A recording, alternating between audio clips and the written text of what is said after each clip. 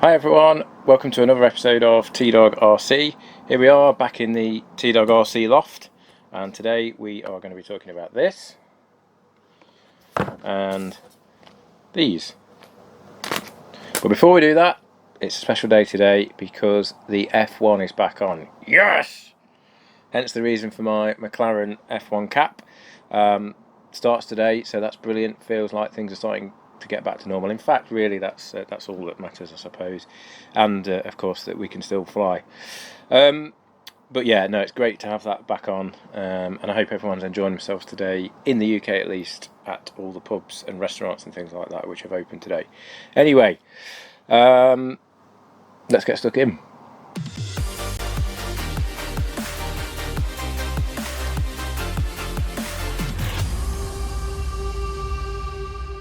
Okay, so what we're talking about today is this, which is my Jumper T16 Pro. I bought this about 6 months ago, I think it was, perhaps a little bit longer. Done a couple of little upgrades to it. I mean, mainly just the way it looks. So I've put the carbon plate on. I've added the adjustable handle, and I've also put a better battery in rather than 18650s. I've had a few. Generally speaking, it's been really good. I've got no issues with it at all. I've had a few little niggles with the roller. It's stopped working a few times, and I've had to take the back off and take the ribbon cable out basically and put it back in again, and that seems to fix it. But obviously that's a bit frustrating. You don't really want that from a radio. But the reason why I'm talking about this today is because there is the Jumper T18 that has come out, and also the Radio Master T16S. And it's very tempting, particularly if you're like me and you like buying things for no reason. It's very tempting to go out and get one of those, and it keeps crossing my mind. Particularly the Radio Master, I think, looks like, out of the two, this is just my personal opinion, I think the Radio Master looks like the better one. This is based on reviews I've watched on YouTube. There's a couple of issues with the T16, three probably are the main ones. So the first one is inside here, it's got ribbon cables rather than twisted cables, and a lot of people have found that the switches and things like that have stopped working, and it's basically because the ribbon cable has failed inside. I've obviously had that problem with the roller, which is to do with the ribbon cable. That's the only issue I've had, I have to say. Everything else on the radio has been perfect. Then there's the battery bay. So the battery bay is not very big, and it comes with an 18650 holder, which means you have to put loose batteries in, which isn't ideal. Apparently some clubs won't even let you fly with the sort of loose battery holders. You have to have a sealed battery. So that's not ideal. And you can't. There's not much space in it, so you can't really get much else in it. And the other thing that really annoys everyone, and is really annoying, is that there's no internal charging. So to charge it, you have to take your battery out and charge them separately, which is just a bit rubbish, really. I mean, when I was flying back in the 90s, which is when I used to fly before I got back into it again, we had inbuilt charging back then, I remember, in my radio. So it's bizarre that they haven't included it in this. Jumper then brought out an upgrade kit, which I've fitted, which is a little USB-C port at the top, which you have to fit. And that does allow you to do inbuilt charging, but again, there's been a lot of issues around that, because apparently if you plug it into a mains charger, it can blow the circuit up. So you can only do it via a computer, so it's got to be a very sort of low ampage charge, and most mains chargers, even small ones, apparently are too powerful for it. And also to fit it, you have to take the radio to bits, you have to do a bit of soldering and all that sort of stuff. It's not ideal, really, if for people who just want a radio that works. So Jumper brought out the T18. And you would think that they'd address these issues with a new radio, but in fact they haven't, which I just find absolutely bizarre. So the battery bay is still the same. It might be ever so slightly bigger, but more or less the same. And unbelievably, you still can't charge it internally. You still have to take the batteries out. It does have a few other fancy things, like a 5-in-1 module, whereas this T16 has a 4-in-1 module, which means you can. It's got an R9 chip in it as well, so you can fly the FreeSky long range R9 system. But again, I'm not sure how good that is for people, because you've still got the JR bay in the back anyway, and you can put a separate R9 module in if that's what you want to do. And of course, a lot of people like the black sheep option, Crossfire, and use that anyway rather than R9. So that's kind of where Jumper's going. They're sort of really pushing the 5-in-1 thing, but as I say, I'm not so sure if that's relevant really. And then Radio Master, they've brought theirs out, which looks very similar. I mean, they all look very similar. They're based on the same chassis and components. I won't go into why there's a Jumper and a Radio Master, because I don't know enough about it. But I hear that the owners split up or something along those lines. The Radio Master have addressed all these issues, so it's got a much bigger battery bay. It does have internal charging. It's got a port on the top to plug it into computer, and then it's got a port on the bottom to charge it with. The gimbals are apparently a little bit bigger and a little bit nicer, and they've also done something Radio Master has. So the back of it has much nicer grips, and it's apparently much nicer to hold, particularly if you're a thumber, which I am. So I thought, I could do with a Radio Master. Sounds like they've fixed all the issues. I'm going to go and get one.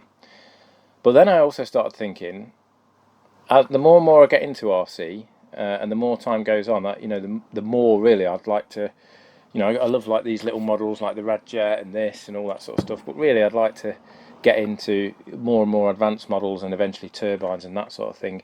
And as good as these radios are, at the end of the day, they cost about 150, 160 pounds, which is brilliant for what you get. But you're not going to fly £1,000, a £2,000 jet upwards with a £130 radio, £160 radio. So, when I get to that stage, I'll probably upgrade to something completely different that's renowned for being really good quality. So then I thought, well, there's no point really in the money that I'm going to spend on a Radio Master, although it's not that much. I could technically put that towards a new radio system. I think something like the FreeSky Horus X10S Express, that's meant to be, it's based on the same sort of functionality or rather these are kind of a copy of that, but that's meant to be rock solid and a really good radio. But obviously there's even more expensive options, such as Jetty and things like that, but I think I'd probably go for something like that. So you could put the money towards that. So yeah, that got me thinking, I've not really had many problems with this, so why spend another £160 to replace it? I've only had it 6 months. And then I found out that if you speak to Jumper, so if you send Jumper an email, they will put you in touch with the people in your country who supply Jumpers, and they've done a free ribbon cable pack, and these are upgraded ribbon cables from the ones that they originally used. So these are a new supplier and apparently a much better quality ribbon cables, and they'll send you these for free. You just have to pay for the postage. These cost me £4.50 I think for the postage. So then I sort of thought, yeah, well, let me change these in my radio T16, and really I've got no reason to upgrade them because hopefully the ribbon cables issue is fixed. I'm able to do the internal charging because I've only ever used a computer to charge it. It does take a long time, but it does work, and I've got a sealed battery pack in mine. So in my opinion, if you've got a Jumper T16 Pro, before you give up on it, I would suggest getting in touch with your local dealer and getting yourself a pack of these. And if you're not too sure how to fit them, obviously it does involve taking the back of the radio off, etc. I'm going to show you that in a minute, just straight after this, so keep watching and we'll get onto the bench and we'll get these fitted. But yeah, that's what I would say. I think just hang on to your money just a little bit longer, because the Radio Master and the Jumper T18 have only just come out, and I'm sure there'll be teething issues and bits and bobs with them anyway, so if nothing else it gives you a little longer to sit and make a decision. So yeah, let's have a look at how you fit these into the Jumper T16. Right then, so I've got the back of the Jumper off. Now the good thing about getting the back off this is that there's no cables attached to the back, so it just comes off in one piece like that. I haven't filmed that because it's not particularly interesting, but basically there's 6 screws you have to do around each side, and then on the top this thing has to be unscrewed with 2 Allen bolts. You also have to take the rubber, the sides and the back off. They just literally come out. So once you've done that, take your battery out as well, obviously, and then the back just comes away like this. And basically, as you can see here, let's get a pointing device. You've got these ribbon cables, and these are the ones that are apparently very prone to breaking or getting worn, and then things like the switches and stuff like that stop working. It won't affect the gimbals because, as you can see, the gimbals have got twisted cable, although that's not twisted, but so the gimbals will carry on working. So I don't think anyone's crashed the model because these ribbon cables have gone wrong, but certainly things like your undercarriage might not come down, or the flaps might not come down, or whatever. These are the 2 that I've had, well, mainly that one is the one that I've had issues with, that's the roller button board, and it's that ribbon cable there that if what happens is on the screen it says key stuck and you can't do anything, you kind of can't get out of the screen, and it's this cable here that causes the issues. You have to take it out and just reseat it basically. But yeah, I've got this little kit. So let me just get this open, which should be really easy, but apparently it's quite difficult.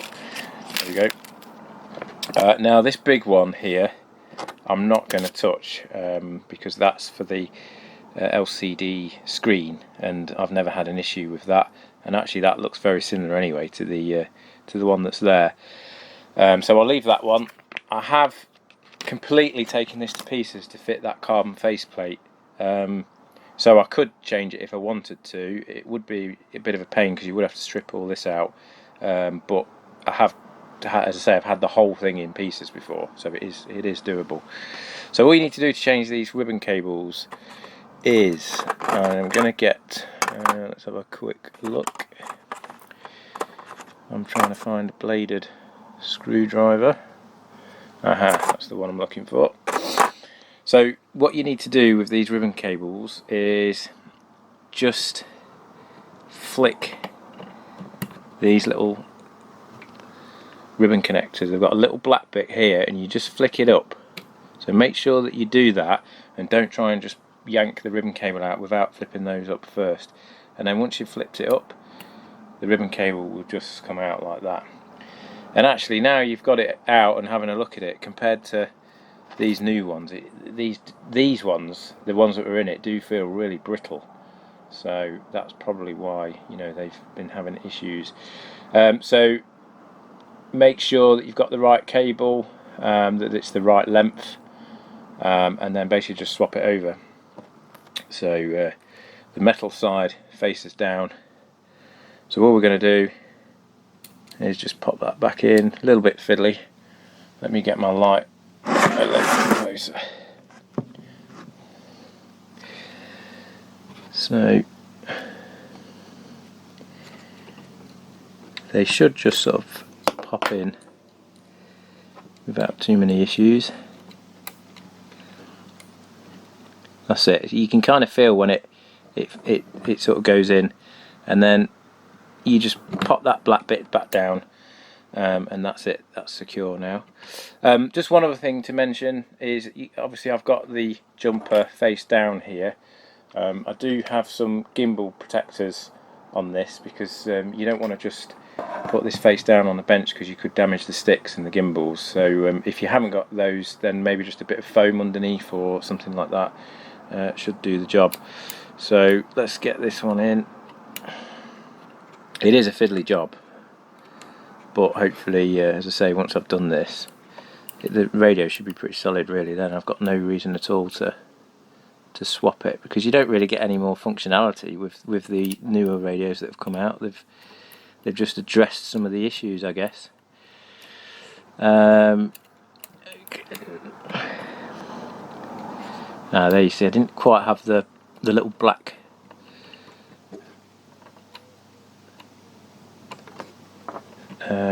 piece open, so and that just clicked as well, so I'm pretty confident that that's solid. What I'm going to do though is just lift the ribbon cable up so it's poking up rather than poking down. Just feels a bit better that way. So let's do this one.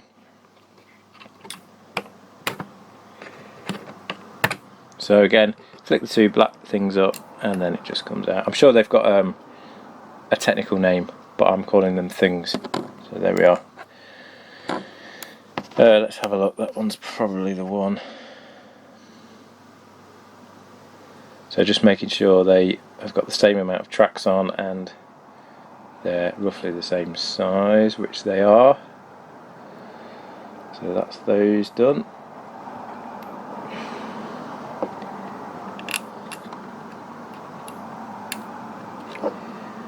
So let's get that in there.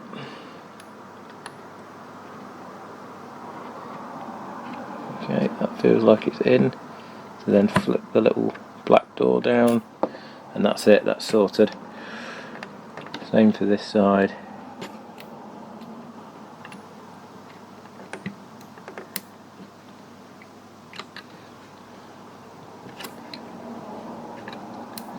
You kind of push it in until it won't go anymore. You don't want to push too hard because you might crease it, but that's it. You can see that once the little black catchers, let's call them rather than things, are down, you can't really see. So on the cable, it's got this black bit. They more or less cover this black bit once you push them down. So that's kind of how you know you've got them in the right place. So let's just feel that. That feels pretty sturdy to me. That doesn't feel like it's going to come out. So that's it really. So I mean, I'm not going to film the whole thing because I'm sure it's not that exciting for people watching me swap ribbon cables over. But I'm going to go through and get these swapped over, and then we'll come back once I've done it. So I'm going to do the old. Right then, that's it, all done. Wasn't too much of a hassle. I think it's taken me about 30 minutes. The two that were a bit of a pig were these two here. They were a real pain in the arse, to be honest. They probably took as long as doing all of these up here. But anyway, we got there in the end. I think the key is not to get frustrated and just... oops, sorry, I keep bashing the camera with my cap. Yeah, don't get frustrated and just keep trying, and you'll feel when it sort of goes home, if you like. There is a slot that it goes into, and then you just push the catch down, and that secures it. And then of course what you want to do is check it, because before you put the back on, you want to make sure that everything appears to be working. And one way to do this is I've just connected the battery. If I turn it over, if I flick all the switches to be on and then turn the radio on,